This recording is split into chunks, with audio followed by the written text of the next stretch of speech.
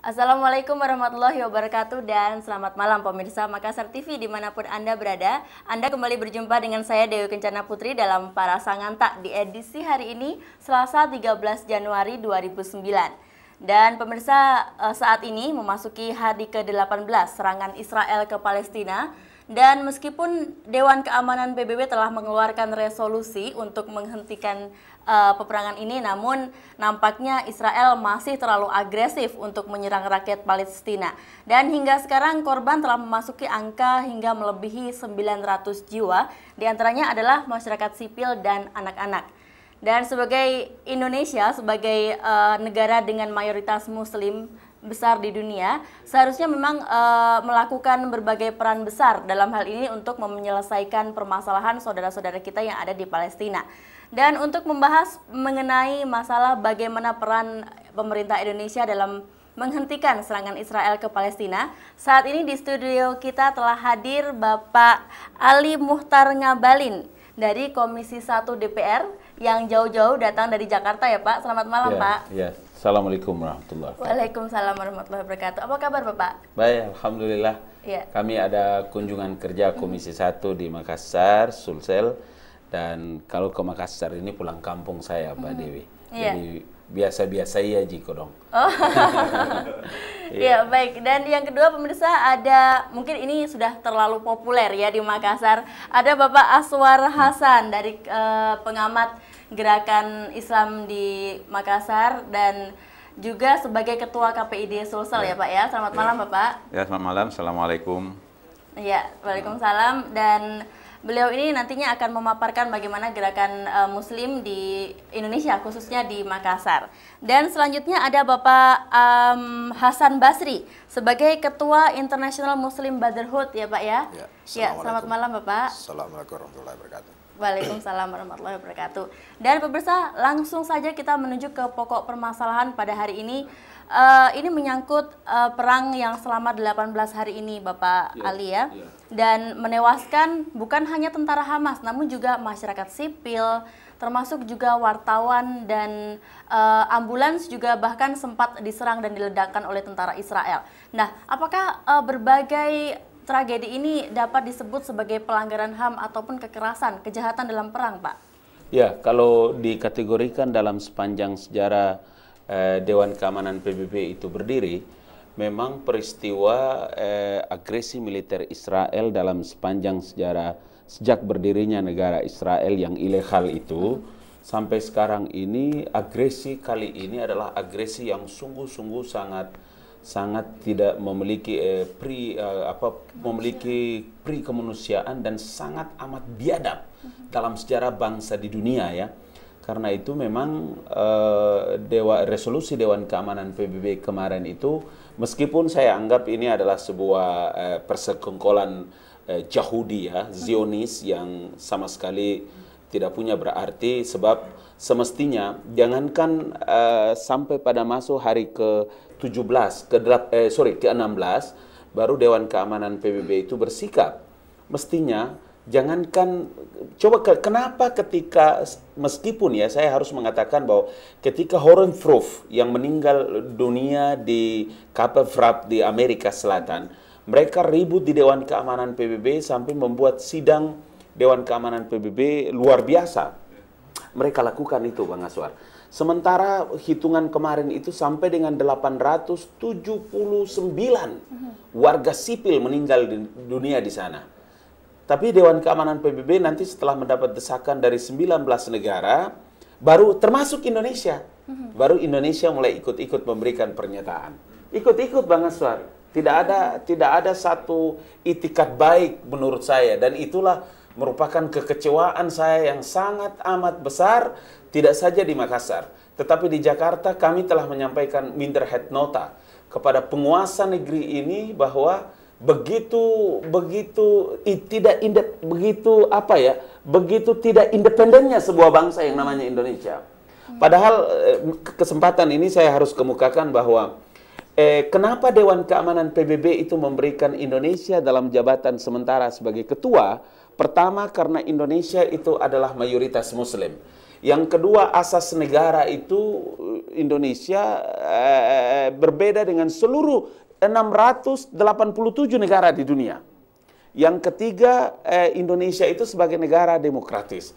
Yang keempat, Dewan Keamanan PBB menilai bahwa tentara tidak lagi terlalu berperan di Indonesia.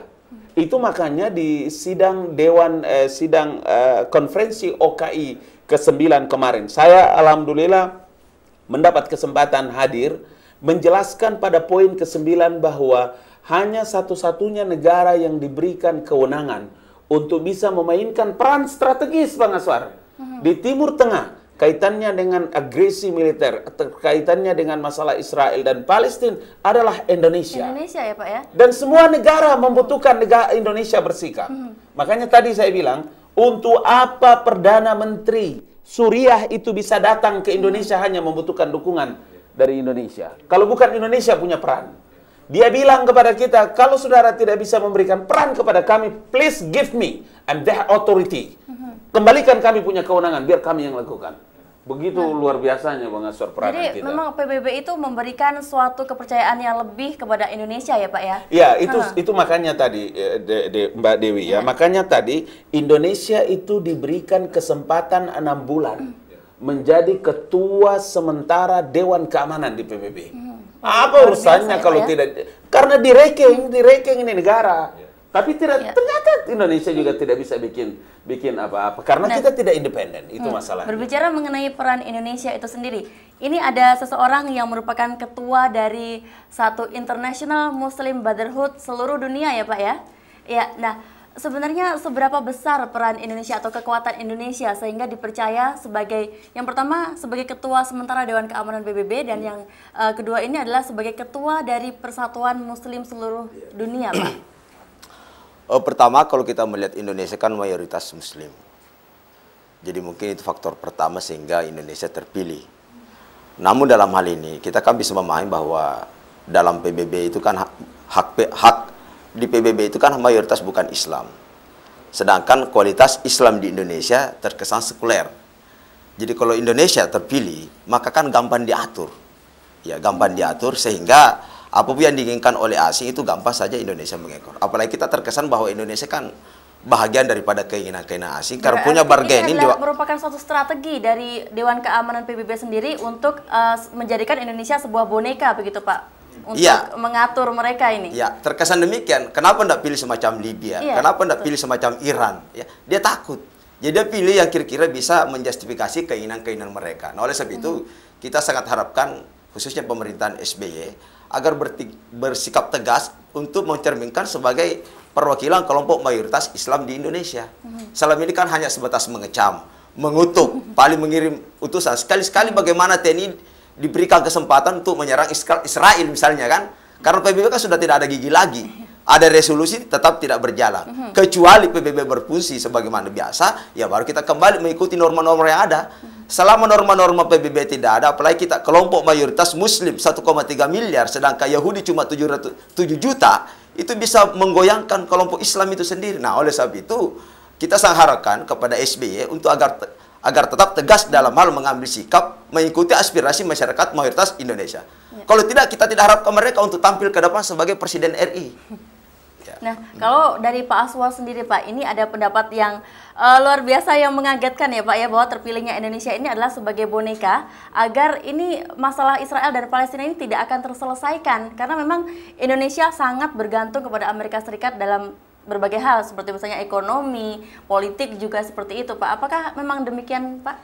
Ya, indikasi itu sangat memang boleh jadi dengan harapan memang Indonesia mendapat kepercayaan sebagai Ketua Dewan Keamanan sementara di PBB karena menganggap bahwa ada garansi bahwa kebijakan politik luar negeri dalam arti pertahanan untuk Indonesia itu dijamin tidak akan fundamentalis. Itu satu. Kemudian yang kedua bahwa Indonesia sedang dalam proses demokratisasi. Jadi ikon sebagai negara demokrasi tentu akan mudah melakukan musyawarah-musyawarah. Tetapi yang pasti seperti dikatakan tadi oleh Habib Ali, sesungguhnya saya sebagai bangsa Indonesia sangat malu atas kunjungan diplomatik dari Suriah tersebut. Sesungguhnya itu mengisyaratkan secara politik diplomasi bahwa kenapa Indonesia diam dalam posisinya sebagai negara yang memiliki peacekeeping di Lebanon yang konon berprestasi itu. Nah, kemudian konon ya Pak ya? Iya, konon berprestasi itu. Nah, sekarang kunjungan itu sebenarnya harus dimaknai bahwa Anda harus segera bergerak ya dengan posisi bargaining secara politik keamanan yang begitu sangat strategis di mata dunia Islam. Kemudian sebagai aspirasi politik umat Islam dalam konteks bernegara itu seharusnya bisa dimainkan oleh pemerintah kita, sehingga kemudian umat Islam ini bisa sedikit memiliki muruah harga diri dalam konteks pembantaian yang terjadi di Gaza ya itu sendiri. Nah, menarik, tadi baru saya dapat SMS dari seorang kawan saya aktivis Islam namanya Fauzan Anzari. Dia menulis buku yang mungkin akan bestseller ya. Dia memperkirakan bahwa fenomena yang terjadi di Gaza sebenarnya adalah sebuah fenomena sunatullah yang mengantar ya kehancuran Israel pada tahun 2012. Yang berarti akhir dunia, jadi ini Pak. sebuah pintu masuk. Ini menarik, sebuah ramalan ya.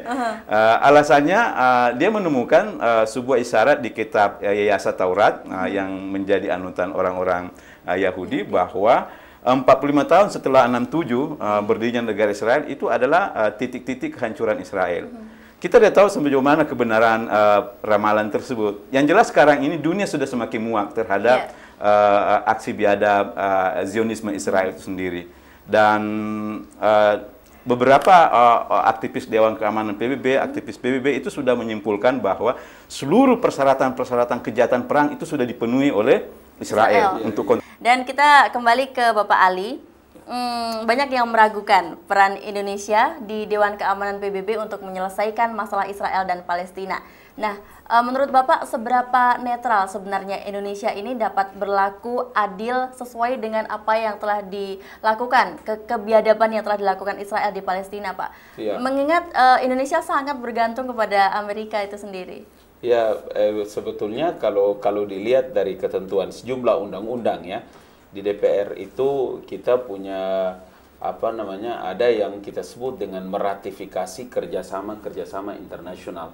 Lebih dari 19 undang-undang yang kita ratifikasi untuk didudukan, disejajarkan, karena di dalam Undang-Undang Dasar 45 itu ada kalimat penjajahan di muka bumi harus dihapuskan. Kemudian ada alinea berikutnya itu adalah Indonesia itu di dalam Undang-Undang Dasar 45 itu ikut serta dalam perdamaian ketertiban dunia lah, begitu pengertiannya.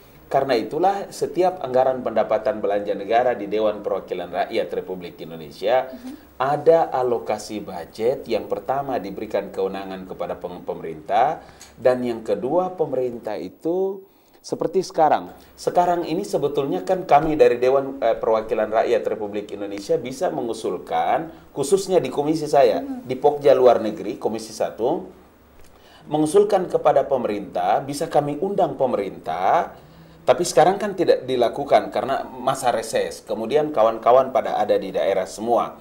Tapi pemerintah itu dengan seluruh kewenangannya sebagai eksekutif, Bang Aswar, mereka bisa segera menyiapkan apa yang disebut dengan peacekeeping force. Jadi pasukan penjaga perdamaian. Saya pernah mewakili bersama-sama pemerintah dan Dewan Perwakilan Rakyat Republik Indonesia datang ke Damaskus, datang ke Jordania, ke Syria, masuk ke Lebanon, ke perbatasan, membawa pasukan TNI, Bang Aswar.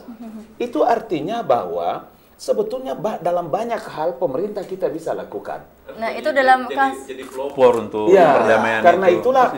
Jadi sebetulnya pemerintah tidak perlu khawatir. Kalau seharusnya ya Pak, idealnya. Namun sejauh ini apa yang telah dilakukan pemerintah Indonesia? Nah, inilah yang saya kira kita lihat di layar televisi bahwa kita mendapat kunjungan resmi dari Perdana Menteri Suriah ya, yang datang ke Jakarta kemudian meminta kepada Indonesia bahwa Indonesia sebagai sebuah negara besar, komunitas muslim yang terbesar, dengan kejadian yang seperti hari ini kan kita lihat bukti bahwa dari 900 rakyat sipil yang mati itu, ternyata Pak Ustadz itu ada juga orang-orang yang beragama Yahudi, ada orang Katolik. Sebetulnya ini bisa dipakai oleh, kalau dia takut bahwa ini adalah nanti dituduh sebagai ikut memperjuangkan kepentingan agama atau ada di balik Hamas. Tidak ada, kita tidak pernah bisa meletakkan satu prediksi dari politik luar negeri yang bisa menyudutkan Indonesia. Sama sekali tidak ada. Baik, kita tahan dulu Bapak Ali. Ini ada penelpon yang mungkin ingin mengutarakan pendapatnya. Selamat malam. Halo, Assalamualaikum. Waalaikumsalam. Dengan Bapak siapa ini Pak? Dengan Nasri. Baik, Bapak Nasri silahkan dengan komentarnya. Halo, Assalamualaikum Mas Wan. Ya, Alhamdulillah. Waalaikumsalam. Ya, Bung Ali. Di sinilah sebenarnya harus dibutuhkan keberanian pemerintah yang untuk mengambil tindakan tegas ini.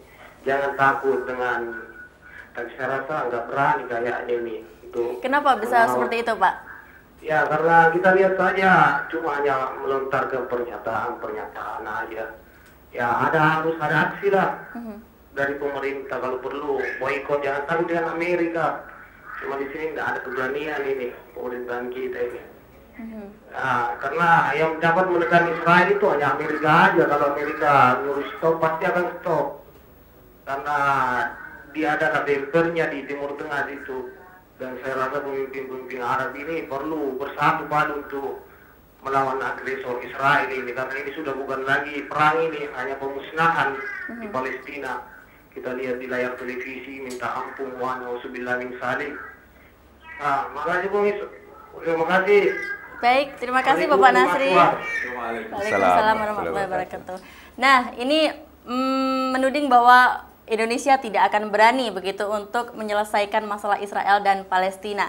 Nah, ini seperti apa Bapak Ali? Jadi ya, saya kira benar ya, kalau tidak berani itu pertimbangannya karena Indonesia ya punya ketergantungan yang sangat-sangat kuat, Bang Aswar. Saya kira tetapi saya bisa memastikan itu sebagai bagian daripada ketidakberdayaannya Indonesia. Dengan begitu maka hilanglah apa yang tadi Bang Aswar bilang ya, tentang kita tidak punya lagi muruah, kita tidak punya lagi kewibawaan, sama sekali tidak ada.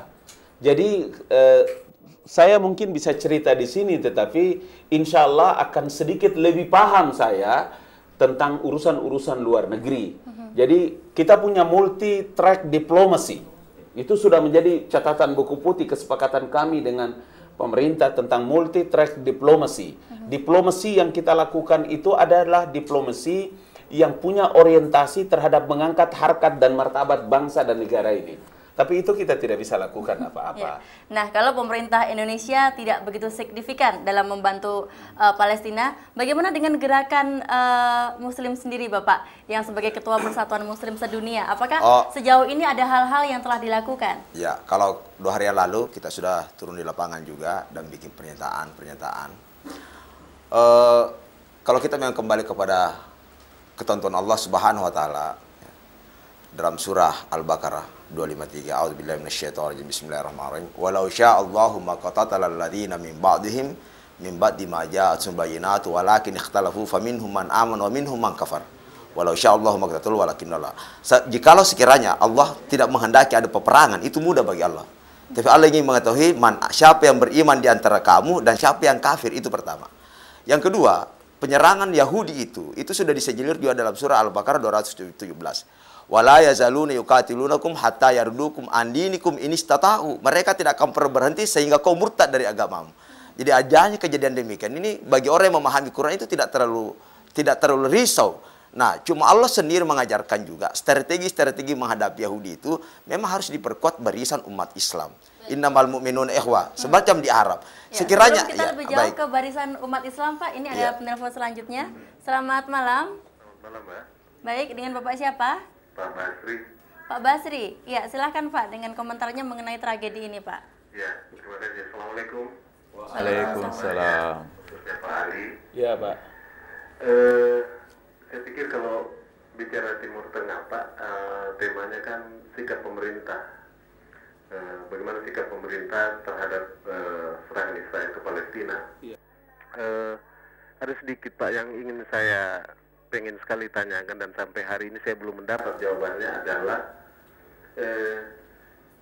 Israel kita tahu bahwa di belakang Israel itu ada Amerika, kekuatan Amerika. Kalau saya pikir-pikir Pak, secara awam,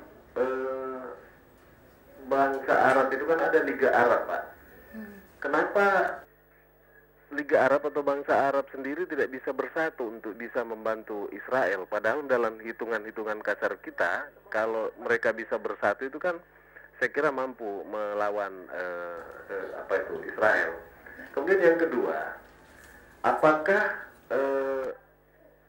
serangan Israel terhadap Palestina ini menurut saya barangkali tidak akan pernah berakhir Pak. Kalau kita melirik satu, mudah-mudahan saya tidak keliru, saya masih ingat ayatnya, lantardo angkal Yahudu walan Nasoro hatta tattabi'a millatahum. Nah ini seperti apa Pak? Terima kasih Pak. Assalamualaikum warahmatullahi wabarakatuh. Waalaikumsalam warahmatullahi wabarakatuh. Nah ini mengenai masih menyambung masalah persatuan bangsa-bangsa Arab ya. Jadi sebenarnya mereka bisa bersatu dalam satu barisan dan melawan Israel ini. Nah namun mereka sejauh ini tidak melakukan hal itu. Sebenarnya apa yang ada di balik semua ini? Pertanyaannya ditujukan ke Pak Ali ya tadi ya. Silakan Pak Ali dulu. Begitu. Jadi begini, ada hal yang harus dimengerti bahwa dua hal. Yang pertama adalah orang-orang bangsa Amerika berketurunan Yahudi, tapi tidak Zionis. Ada orang Yahudi dan juga Zionis di Israel. Jadi Zionis itu adalah sebuah kerangka politik besar. Saya ingin kasih tahu bahwa Federal Reserve Bank dan 19 bank seperti Grove to Bank, International American Bank, kemudian United States Grove to Bank, itu ada 19 bank di Amerika Serikat menjadi central bank dari seluruh dunia. Seluruh bank-bank ini termasuk Indonesia ya, termasuk Indonesia, boleh dicatat berapa persen saya tidak mengerti. Itu seluruh kekayaan bangsa Arab, negara-negara Arab itu ada yang ke Federal Reserve Bank, ada yang juga ada yang di seperti Saudi Arabia. Saudi Arabia ini yang sekarang ini ada tanah Makkah, tanah Madinah ini, pemerintahan Saudi Arabia ini Pak. Bapak tahu kalau orang musim haji itu kita datang ke tanah Makkah, dia pergi ke Inggris, ke Amerika, di mana-mana. Dia punya uang di seluruh sana dan ingat dikuasai oleh Yahudi Amerika. Baik. Saya punya dokumen Komisi 1 ini, dokumen saya sebagai anggota parlemen ini. Saya bisa beberkan saya. Jadi kalau begini Pak. Jadi kalau Bapak tanya kenapa Liga Arab ini tidak bisa, karena itu tadi persoalannya. Israel dengan Zionisnya dengan Yahudi ini 20 tahun sebelum dia melakukan agresi militer, ini peristiwa ini kan dikemukakan oleh Thomas Brome. 19 tahun, 27 September 19 tahun yang lalu. Telah dia suapi habis-habis semua orang-orang kekuatan di dunia. Termasuk Libya 4 tahun yang lalu telah dikuasai. Satu-satunya negara yang tidak bisa dikuasai itu Iran. Karena Iran tidak pernah membangun hubungan diplomatik yang lebih jauh, baik dari ekonomi politik. Itu sebabnya independensi negaranya luar biasa. Kita bisa lakukan sebetulnya itu. Ya, tapi lagi-lagi kita tidak bisa berbuat apa-apa. Indonesia tidak ada hubungan diplomatik dengan Israel, tapi ternyata peralatan militer, pesawat tempur itu justru dari Israel, dibeli oleh Indonesia. Jangankan itu. Gimana menjelaskan itu?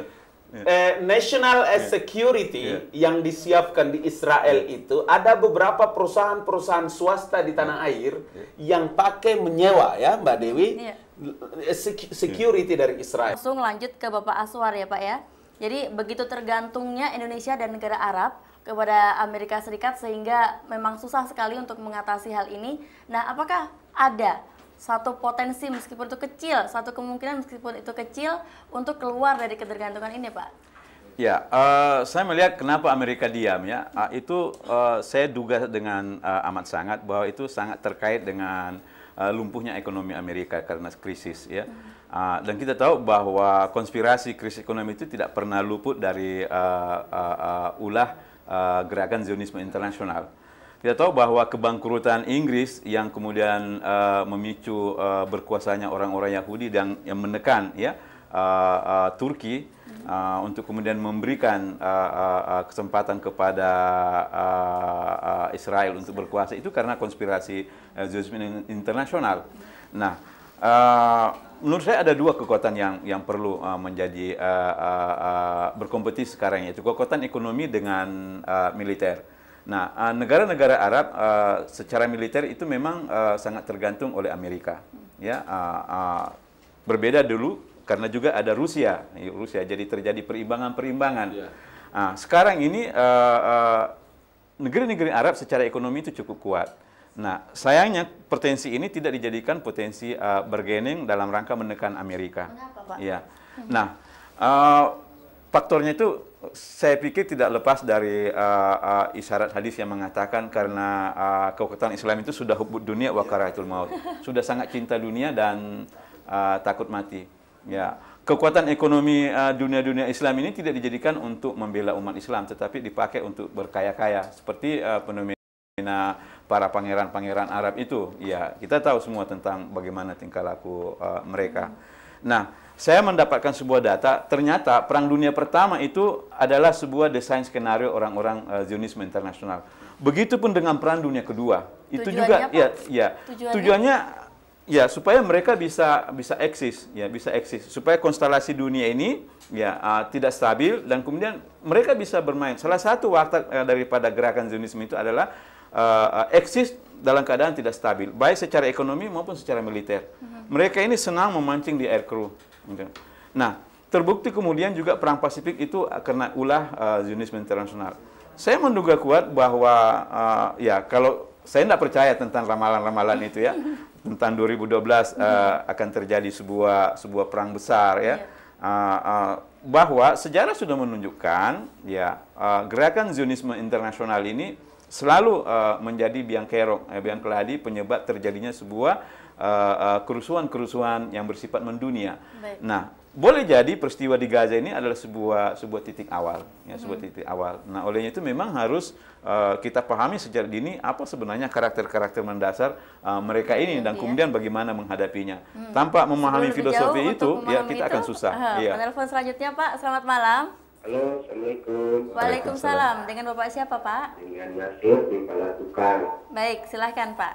Ya, Assalamualaikum, Pak. Waalaikumsalam. Ya, saya memandang bahwa persoalan ini memang perlu mendapat perhatian yang luar biasa dari seluruh komponen masyarakat Indonesia, tidak hanya pemerintah sebenarnya. Nah, yang ingin saya tegaskan, pemerintah kita mungkin mengalami beberapa kendala, terkhusus SBY dan beberapa petinggi-petinggi yang lain.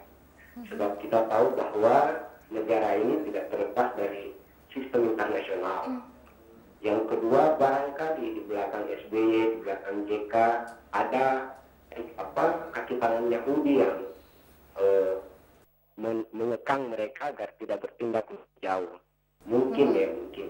Makanya Ustaz Ngabalin sebagai anggota DPR RI Komisi 1 yang mungkin lebih tahu di mana kaki tangan Yahudi di Indonesia ini yang telah masuk sampai ke dalam elemen-elemen negara maupun lembaga, coba diberitahu kepada masyarakat Indonesia apa yang bisa dilakukan rakyat kemudian kalau hanya melakukan pemboikotan KFC dan lain sebagainya. Saya kira boleh saja, tetapi apa yang lebih efektif?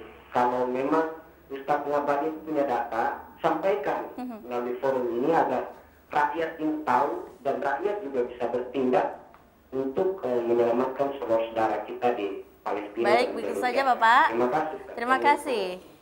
Nah, ini ke Pak Ali ya. Jadi ada suatu spekulasi bahwa ada Yahudi di belakang pemerintahan SBY sendiri, Pak.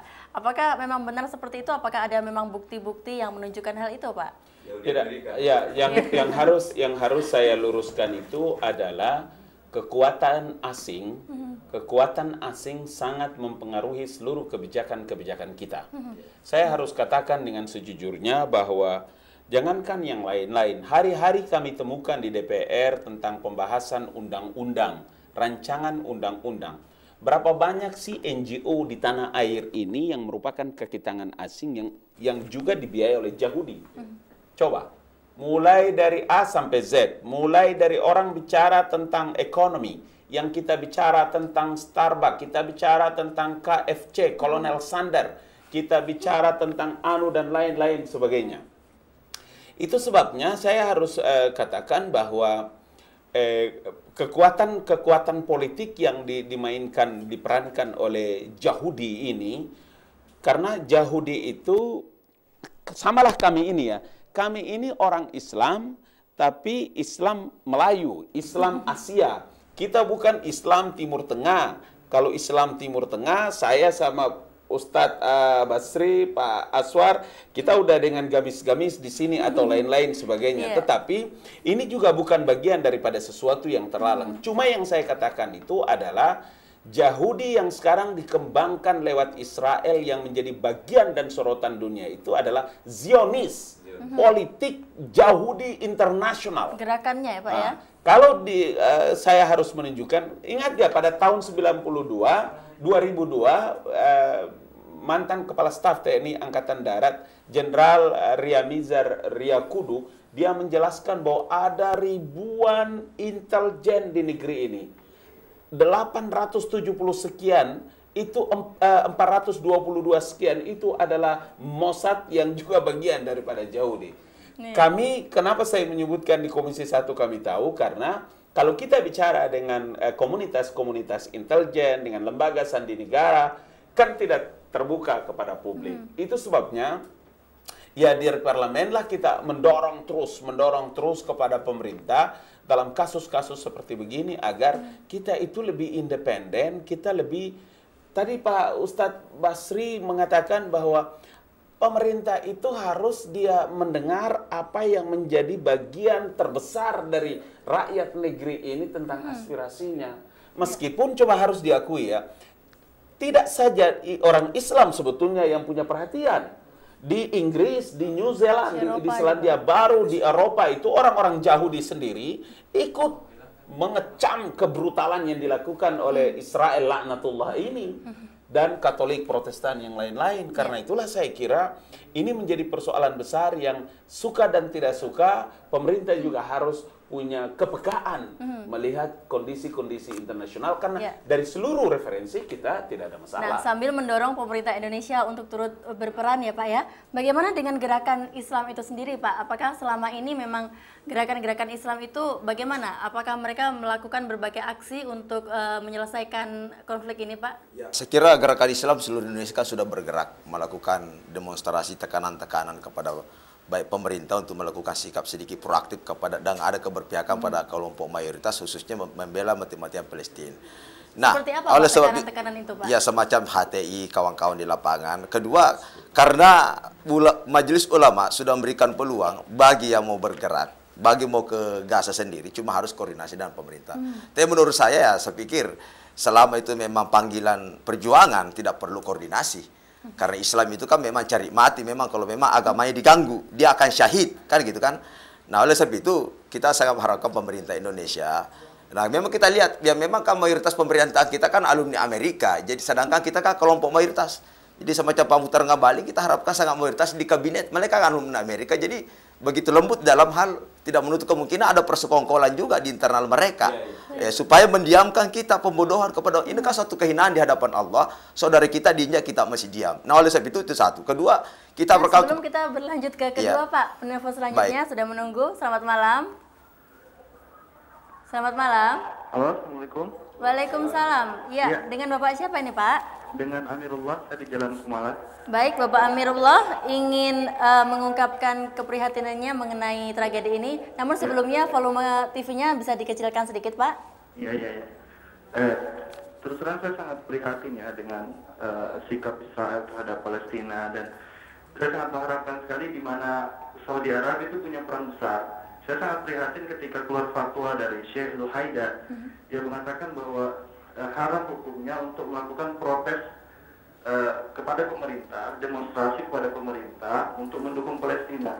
Nah, di sini kira-kira bisa tidak dicarikan akar masalah kenapa Saudi bersikap seperti itu? Saya juga membaca bahwa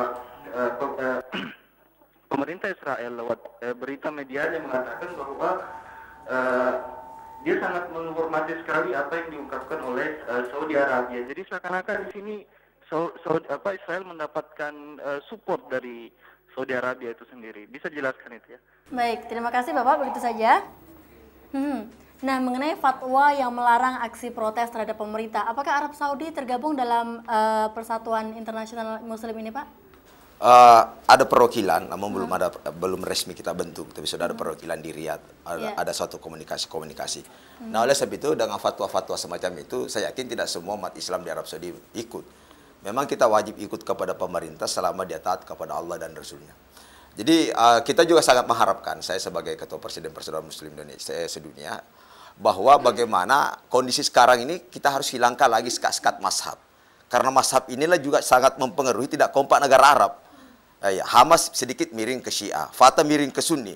Ini sengaja diadu dan tidak menutup otaknya yang mengadu juga ini adalah Yahudi yang mengeluarkan hadis-hadis yang begitu banyak yang palsu. Ini awal gerakan ke Yahudi kan Pak, setelah Rasulullah meninggal yang melatar belakang terbunuhnya Umar itu Yahudi. Dan bahkan Yahudi sebelum Muhammad juga lebih parah lagi dari sekarang. Mereka membunuh Nabi kan. Jadi saya kira ini hal-hal yang lumrah buat kita. Nah persoalannya Arab bagaimana bisa bersatu? Pertama harus disuntik mati mazhab. Selama masih ada mazhab, sulit bersatu. Kita melihat bagaimana sekarang Irak. Begitu mundur Amerika, perang antara kelompok Syiah dan Sunni. Di Taliban juga demikian. Dan tidak menutup kemungkinan di seluruh dunia. Baru dimainkan peranan Yahudi ini. Nah oleh sebab itu salah satu strategi Arab kalau mau bersatu harus hilangkan mazhab. Harus hentikan mazhab. Dan kita, apakah persatuan ini bisa mendesak Arab Saudi untuk menghilangkan mazhab? Ya kita akan mungkin menyurati mereka. Karena kita juga namanya persaudaraan Muslim ini mayoritas orang Indonesia masih awam juga. Jadi tentunya kita sangat mengharapkan yang mana internal kami juga tidak memperhatikan mazhab. Yang jelas penyerangan Palestina adalah sudah merupakan hak orang Islam itu sendiri. Jangan melihat mazhab. Karena ada kecenderungan di sini, kalau bukan mazhabnya dia tidak akan bantu. Semacam ini yang menawarkan diri 7.000 ini mahasiswa Iran, kan itu dari Iran. Tapi yang lain kan belum kelihatan karena mungkin Hamas. Mungkin dia bantu kalau